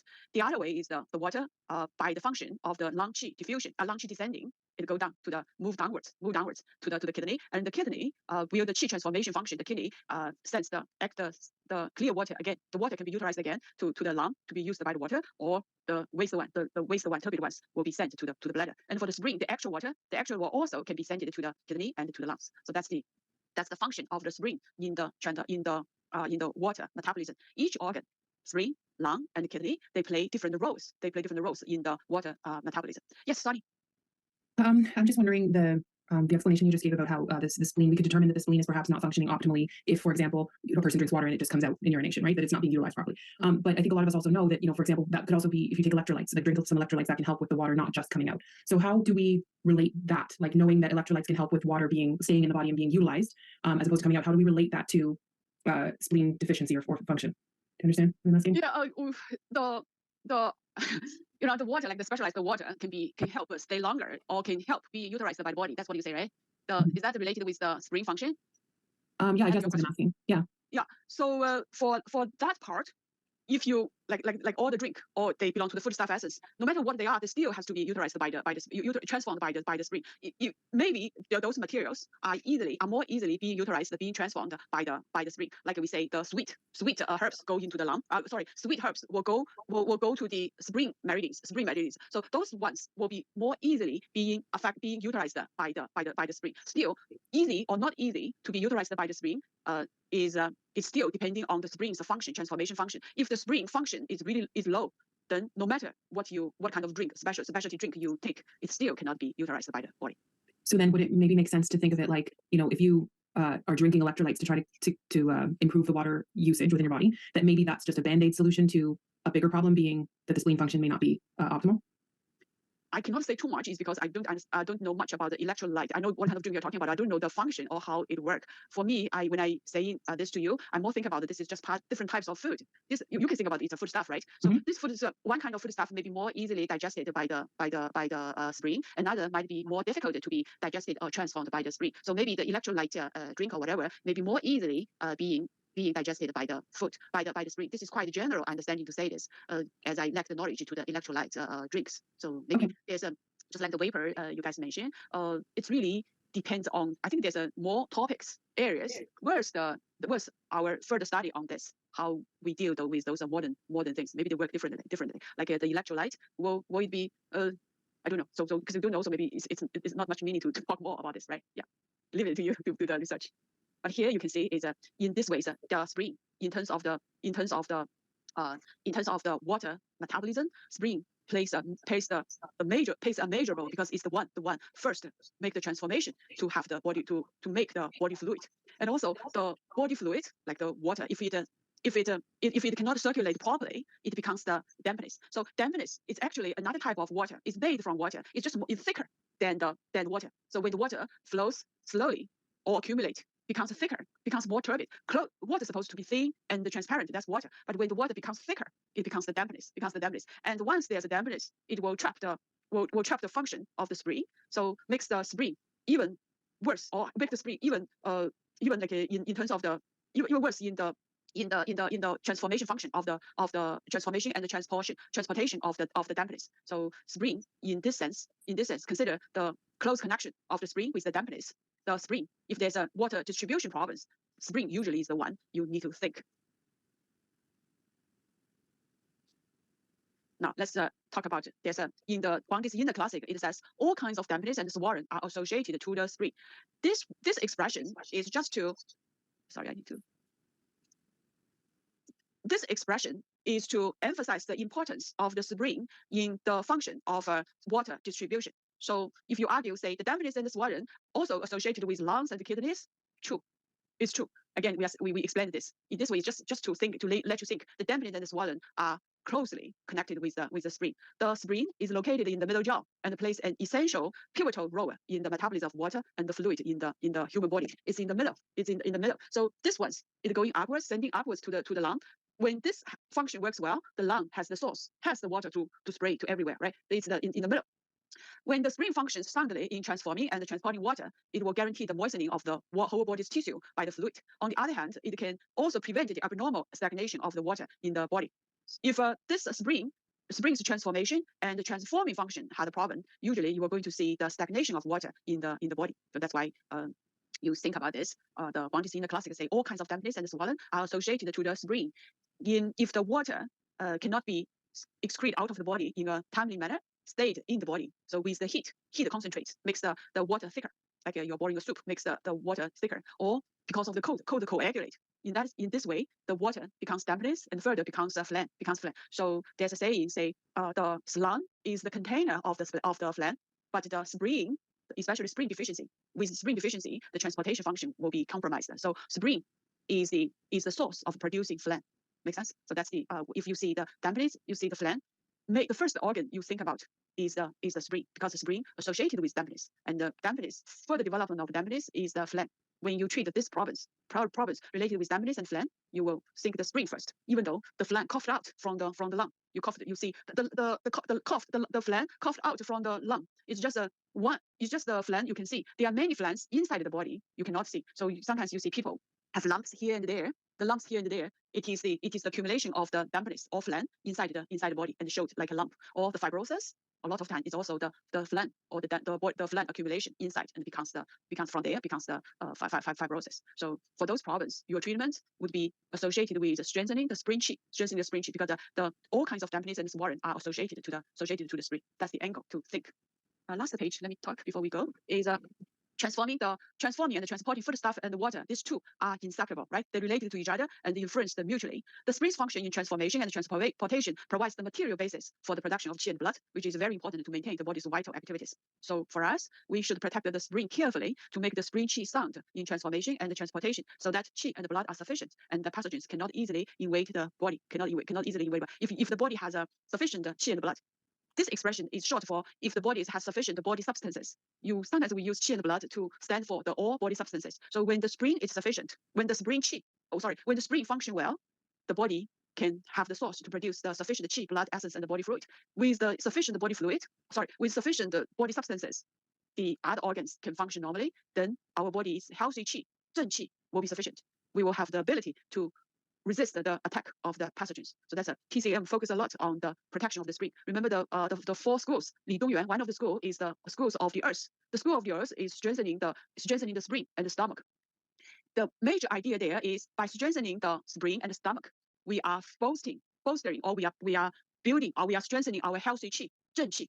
Zhen qi, healthy qi is what we need. With the healthy qi, we are not that easily get sick. Even there's a pathogen, we have a stronger ability to resist it. Or even we are sick, we are more easily to recover from the sickness. Yesterday, I checked Google to see the function of the spring in Western medicine idea. It's not too much of the functions, but they do say if spring has a problem, people will easily get sick. So in that sense, the Western medicine and the Chinese medicine share the common ground on that sense. So next week we'll continue with the rest of it. Yeah, I think that's it. So if you have questions, you stay with me. Otherwise, I'll see you in a week.